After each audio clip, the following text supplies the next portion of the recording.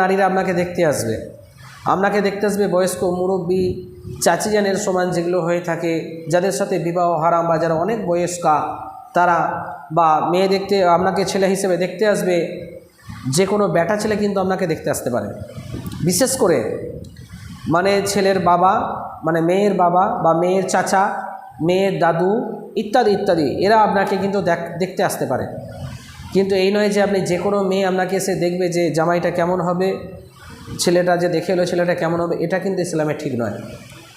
কিন্তু ছেলে দেখার পরে আমরা ছেলে দেখতে যারা মেয়ের বাপেদের উদ্দেশ্যে কঠোরভাবে বলছি, ভালো করে বুঝবেন, আমরা ছেলে যে দেখতে যাই, ছেলে দেখতে গিয়ে কী খুঁজি, যে ছেলের বাড়ি ঘরদোর আর্থিক অবস্থা কতটা ভালো, তার 2 তলা 4 তলা 5 তলা বিল্ডিং আছে কিনা,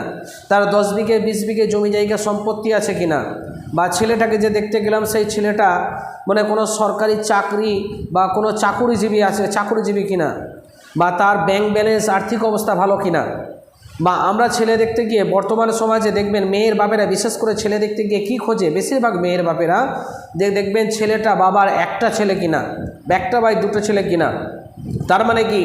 যদি এই পরিবারে যদি একটা বাপের ছেলে হয়, তাহলে জমি জায়গা সম্পত্তিও যদি থাকে, চাকুরিজীবী যদি হয়, তাহলে এই পরিবারে যখন আমার মেয়ের বিয়ে হবে, বিবাহ হবে, যদি নিকাহ দিই, তাহলে আমার মেয়ে সমস্ত সম্পত্তি জমি জায়গাটা আমার মেয়েই পাবে, আমার মেয়েই সব ভোগ করবে। তার মানে কি, দুনিয়াবি লালসা। রাসূল পাক সাল্লাল্লাহু আলাইহি সাল্লাম বলেছেন বিবাহের জন্য যে আর্থিক অবস্থা দেখার কথা বলেছেন, 4টে বিষয় রয়েছে, কিন্তু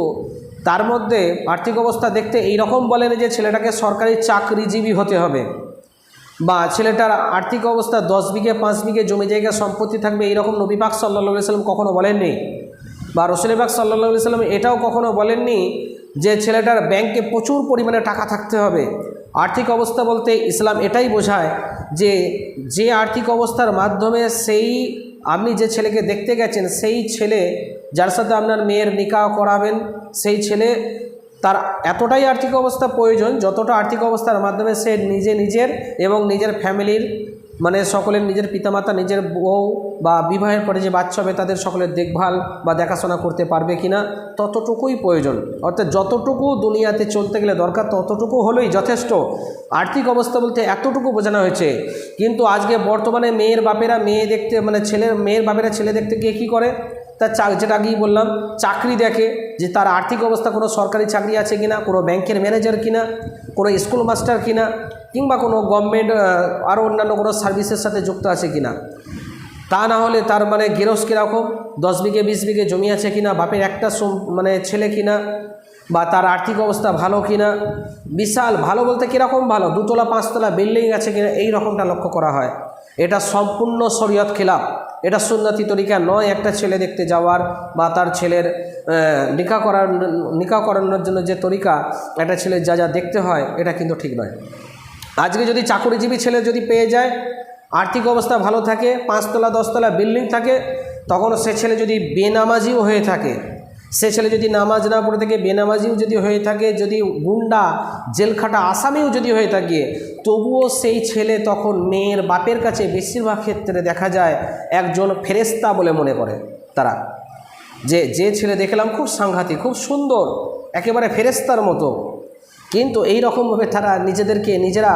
নিজেদের মানে হবু জামাইয়ের প্রশংসা করতে থাকে। কিন্তু যদি আপনি সৎ হন কিন্তু আপনার আর্থিক অবস্থা খুবই খারাপ, মোটামুটি আপনি চালিয়ে নিতে পারছেন, ওদের কাছে মানে মেয়ের বাপের নজরে আপনি আর্থিক অবস্থা আপনার খারাপ, সেটা বোঝাতে চাইছি। আপনার 2 তলা 5 তলা বিল্ডিং নেই, ধরুন আপনার কোনো রকম মাটির ঘর, কোনো রকমভাবে আপনি দিন যাপন করেন, দিন আনেন দিন খান, যদি এই রকম হয়ে থাকেন, কিন্তু সৎ নামাজি পরেশগার, কোনো একজন হাফেজ, কোনো মাওলানা, আমি ধরে নিলাম কোনো একজন শিক্ষিত মাস্টার, যাই হোক না কেন,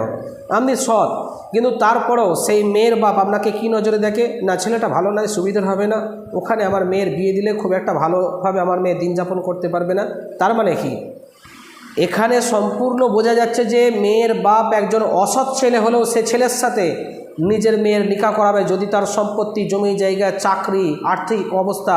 মানে হাই থাকে।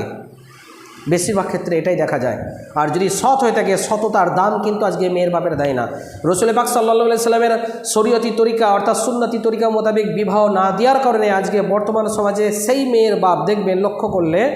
আর্থিক অবস্থায় জমি জায়গা ইত্যাদি দেখে অনেক বড়লোক ঘরেতে বিবাহ দিলেন। আমি 100%-এর মধ্যে 70 থেকে 80% ধরে নিলাম, আপনারা নিজেরা সমাজে দেখবেন এই রকম লোভ লালসার ফলে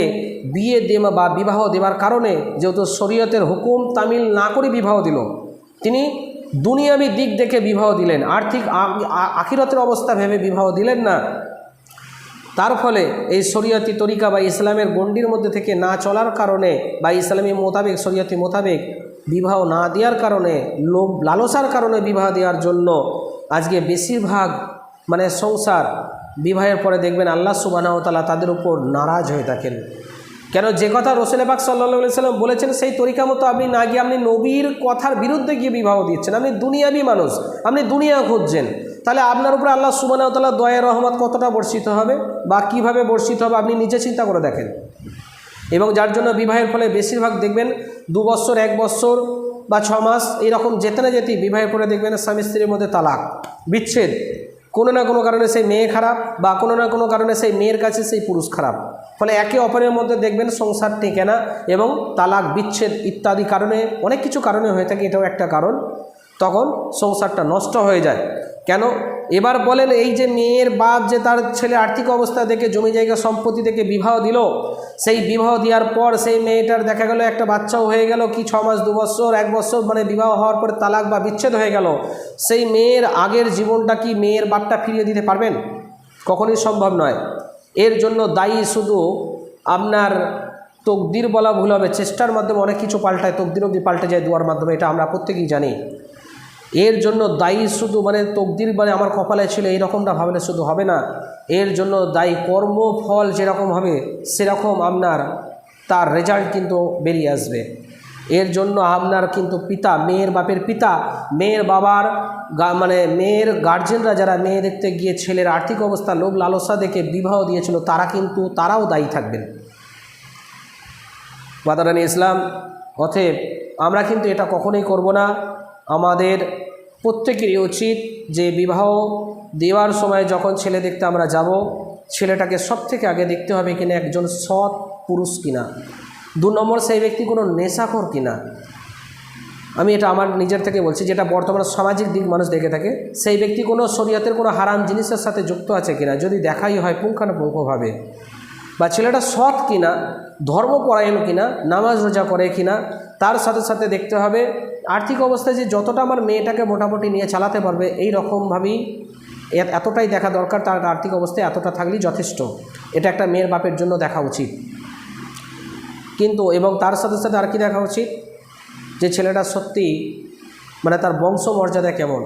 তার রেকর্ড কেমন রয়েছে, যেটা 4টে গুণ দেখার কথা বলেছি, আপনারা জানেন প্রত্যেকেই, আমি শুধু হালকা টাচ দিচ্ছি এখন। তার বংশমর্যাদা কেমন আছে, তার কোনো রেকর্ড খারাপ আছে